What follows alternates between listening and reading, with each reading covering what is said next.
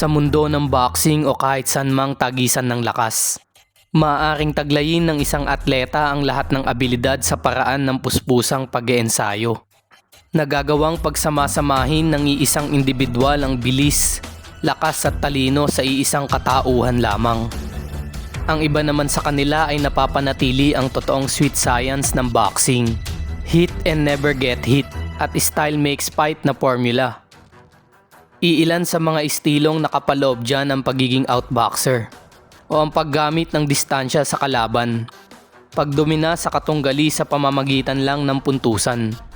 Ang karamihan naman sa kanila ay matatawag na swarmer o pagiging pressure fighter at ang kinggaling sa infighting, na kayang ikat ang ring sa mga umaatras at gumagalaw na kalaban sa pamamagitan ng mabilisang kombinasyon. Subalit alam nyo ba na merong isang kababayan tayong bihasa sa paggamit ng mga ganyang estilo o kayang i-apply ang lahat ng yan sa iisang laban lamang?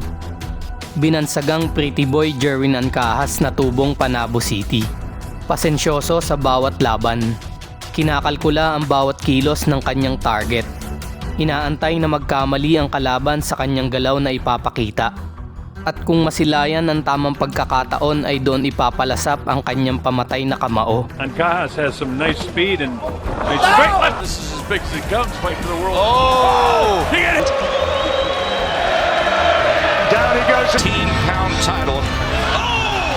Jerwin and misses, but Gonzalez is not well. His legs are wobbly at the left of the shot. Pinasok ang mundo ng professional boxing sa edad na 18 anyos. Naging ganap na world champion sa mababang timbang o sa super flyweight division way back 2016. Matagumpay na naidepensa ng 9 na beses ang titulo mula 2017 hanggang taong 2021.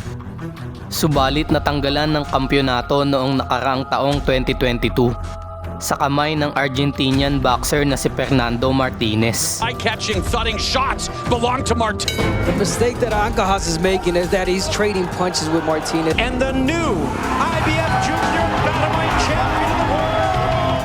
Muli siyang nagbalik ng mas malakas ngayong taong kasalukuyan at iniwan ang nakagisnang timbang. Inakyat ang 118 Bantamweight Division at dito ay binabalak niya naman na maghari. Unang laban sa kanyang bagong timbang ay pinahirapan at pinahinto niya ang Colombian fighter na si Wilner Soto sa ika-5 round sa pamamagitan ng knockout victory. One in the same area to Ancahas, maybe a little bit of payback, but this is not slowing. This is not going to go much longer, yeah.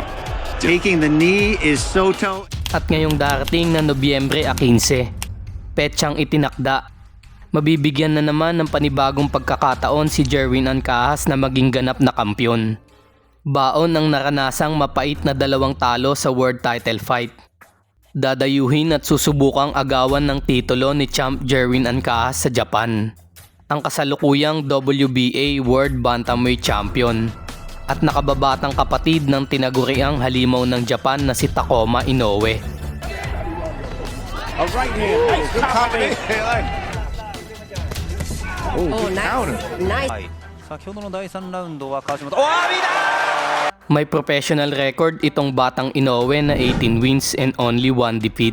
11 taon nang nasa professional boxing, subalit kamakailan lang naging world champion. Magmula ng iwan at bakantihin ng kanyang kapatid ang lahat ng major belt sa bantamweight division, nabigyan siya ng pagkakataon na kunin ang isa sa 4 na titulo laban kay Liberio Solis nitong buwan lang ng Abril.